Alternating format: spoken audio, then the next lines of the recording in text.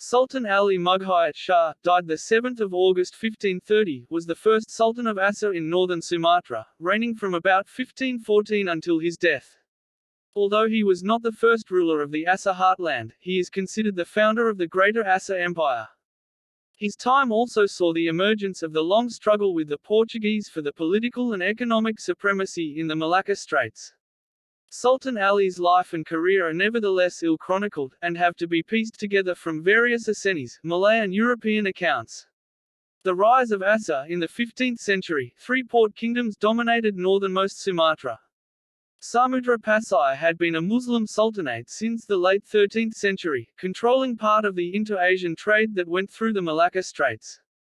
However, by the early 16th century it was wrecked by political turmoil. Another important state was Piti, which was a prominent producer of pepper and befriended the Portuguese since 1509. A third one was Dia, possibly at present-day Kelang, where the Portuguese founded a settlement in the early 16th century. The origins of ACEH are disputed. According to the Hikayat ACEH, two Bidadari, heavenly nymphs, married two princely brothers from Lamari and gave rise to the royal dynasty. Other stories speak of Minangkabau, Arab or even Seljuk origins for the royal line. According to the Sehara Melayu, a prince of Champa called Shah Poling Paoling, the son of the king of Champa Shah Pao Kuba, fled Champa when the Vietnamese sacked the capital, Vijaya, in 1471. He founded the royal line in ACEH. Indeed, Assamese is the only non-Chamic relative in the subgroup ACEH Chamic languages. At any rate, ACEH does not seem to have been a prominent kingdom before 1500. At the end of the 15th century, a Raja Inayat Shah, son of Abdullah al-Malik al-Mubin, reigned over Dar al-Kamal, the direct predecessor of Banda ACEH. He had two sons, namely Alaidin d. 1508, who was king of Dia, and Sultan Muzaffar Shah, who succeeded his father. Muzaffar was probably expelled by the king of Piti and died in 1497. When the Portuguese arrived some years later, they heard that ACEH was a vassal under Piti. At this time it was governed by Syamsu Shah, son of Munawar Shah. Syamsu Shah later had to abdicate in favor of his son Ali Mughayat Shah, and died in 1530. Ali was married to Sidhur d. 1554, a daughter of Alaidin of Dia, alternatively, with Puteri Setia Indira, daughter of Raja Inayat Shah, thus binding the two lines of ACEH rulers together. He was strongly supported by his brother Raja Ibrahim, who was a prominent military commander. According to the authoritative chronicle Bustanas Salatin, he was the first sultan of ACEH. The conquest of Piti, the time when Sultan Ali Mughayat Shah came to the throne, is not certain. The later chronicles give him 15, 16 or 18 years, which would place his accession at c. 1512–15. He may have reigned earlier than that, since his reign reportedly overlapped with that of Sultan Marif Shah of Piti d. 1511. According to the Hikayat ACEH, Sultan Marif asked for Sultan Ali's sister in marriage but was turned down since he ate with commoners, and since Sultan Ali's family was descended from a Bidadari. The enraged Sultan Marif attacked ACEH but suffered a bad defeat due to Sultan Ali's superior tactics. Apparently this made an end to Aseh's dependence on Piti. At his death, dated in 1511 by epigraphic evidence, Sultan Marif was succeeded by his son Sultan Ahmad, but he was not valued by the population since he had not done his best in the struggle against ACEH. A Portuguese source from c. 1512–15 suggests that the war between ACEH and Piti was raging at that time. After a while, Sultan Ali Mughayat Shah invaded Piti, whose ruler was abandoned by his people and only defended by his slaves. Sultan Ahmad fled to Pasai while Piti was incorporated in the ACEH kingdom. Portuguese sources indicate that this happened in the early 1520s.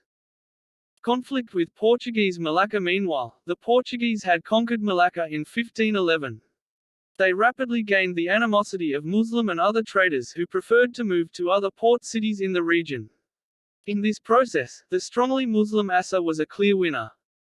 ACEH enjoyed a strategic location at the northern tip of Sumatra, which gave it access to trade in the Indian Ocean area and the Red Sea.